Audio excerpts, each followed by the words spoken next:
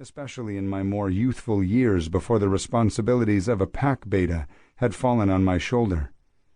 Now, though, rising at 6 a.m. and being met with pitch blackness caused the hairs along the nape of my neck to bristle, even as I scanned out the back window while drinking my first coffee of the day. Even the more conspicuous wolves of the pack could drift through the darkness almost undetected if they played into the direction of the wind properly. Adept warriors like those from the Archigos? We could have been surrounded right now and wouldn't necessarily have known until it was too late. Of course, Declan seemed to have that thought as well, as the man was loping through the taller grass closer to Ravenwood Forest, blending in with the darkness despite his impressive size. He had enough trust in our own competent fighters to keep an eye on the premises while he roamed, but it didn't ease my mind. They outnumbered us greatly. When Vincent decided he was done toying with us like a malicious cat, he would bring enough to make quick work of our existence, and he would do it with open callousness to encourage the other shifter packs to follow his expectations.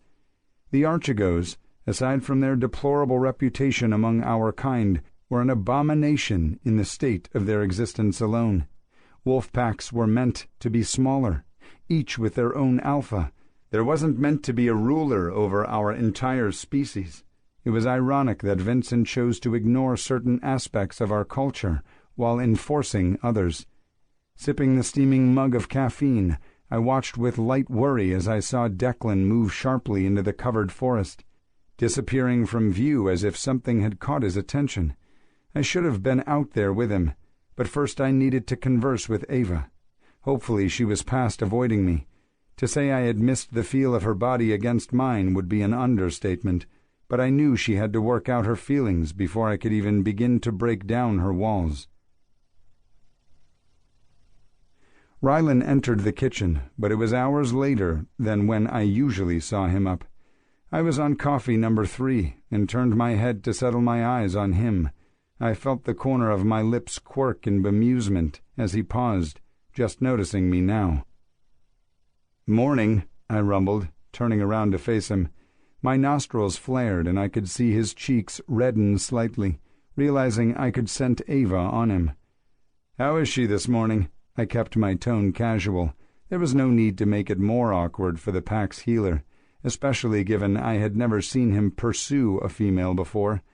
That wasn't to say he hadn't had his fair share of women, but he had never left a trace of them on him after. She had us all pretty enthralled. "She's still sleeping," he began, giving me a small smile before he made his way over to the coffee pot. After pouring himself a mug, he turned to the fridge, rustling through the drawers before pulling out a package of processed ham. "I don't know how you eat that crap. I thought you would be less inclined to put junk in your body given your profession," I mused, giving a shake of my head.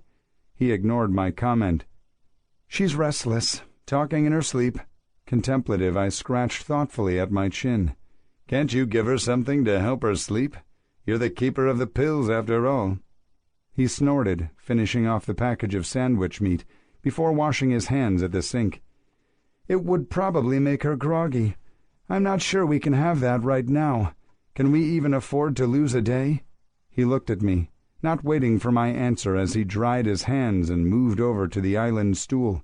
"If she doesn't get rest soon, I will," he agreed. "We need a family meeting when she gets up." For some reason, the term made Rylan blush a bit more, and he coughed into his mug, nodding before slinking out of the kitchen. It was obvious all 4 of us were into her. The only one who seemed to have jealousy issues was Declan at this point. It wasn't out of the realm of possibility that her affections were also split amongst us.